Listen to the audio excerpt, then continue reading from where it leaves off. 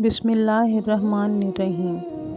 بنی اسرائیل کی روایات کے مطابق جب حضرت موسیٰ علیہ السلام 40 دن کے لیے کوہ طور گئے تو وہاں سے 10 احکامات کی تختیوں کے علاوہ تابوت سکینہ بنانے کا بھی حکم ملا۔ یہ تابوت حکم الہی کے عین مطابق بنایا گیا۔ تابوت سکینہ شمشاد کی لکڑی سے بنایا گیا تھا اور اس پر سونا چڑھا ہوا تھا۔ اس کے اوپر 2 فرشتوں کے مجسمے نصب کیے گئے تھے اور کوہ طور کے بعد حضرت موسیٰ علیہ السلام اس تابوت کے ذریعے اللہ تعالیٰ سے ہم کلام ہوتے تھے۔ اس پر موجود مجسموں کے درمیان سے سنہری روشنی گزر کر حضرت موسیٰ علیہ السلام سے کلام کرتی تھی۔ یہ صندوق انتہائی متبرک سمجھا جاتا تھا، جبکہ در حقیقت تابوت سکینہ حضرت آدم علیہ السلام کے لیے جنت سے اتارا گیا تھا۔ حضرت آدم علیہ السلام کو جب یہ صندوق ملا تو اس میں تمام انبیاء کرام اور ان کے مکانات کی تصویریں تھیں۔ حضرت محمد صلی اللہ علیہ وآلہ وسلم اور آپ کے مقدس مکان کی تصویر ایک سرخ یاقوت میں تھی۔ اس تصویر میں آپ صلی اللہ علیہ وآلہ وسلم نماز کی حالت میں تھے، جبکہ آس پاس صحابہ کرام موجود تھے۔ حضرت آدم علیہ السلام اس صندوق میں اپنا سامان رکھتے تھے اور آپ کی وفات کے بعد یہ صندوق وراثت میں نسل در نسل چلتا ہوا حضرت موسیٰ علیہ السلام تک پہنچا۔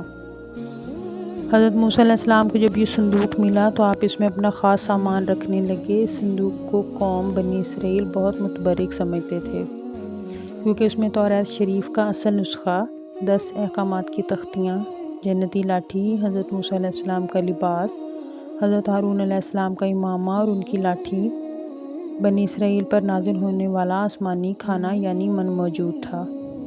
اس کے علاوہ حضرت سلیمان علیہ السلام کی انگوٹھی، جس سے وہ جنات کو قابو کرتے تھے، اس میں رکھی گئی تھی۔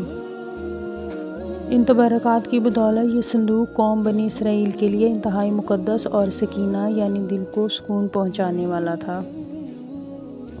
جنگ میں بھی حضرت موسیٰ علیہ السلام اس صندوق کو سب سے آگے رکھتے تاکہ بنی اسرائیل اس سے دلی سکون اور اطمینان حاصل کریں اور اس کی برکات سے دشمنوں کے مقابلے میں فتح نصیب ہو۔ حضرت موسیٰ علیہ السلام کی وفات کے بعد جب بھی قبائل میں کسی بات پر اختلاف ہوتا تو اس صندوق کو سامنے رکھ کر فیصلہ کیا جاتا اور اس تابوت سے فیصلے کی آواز آتی تھی۔ کسی بھی مشکل حالت میں اس تابوت کے سامنے جو دعا مانگی جاتی وہ حضور حق قبول ہوتی۔ اس صندوق کی برکت سے بلائیں اور آفتیں ٹل جاتیں۔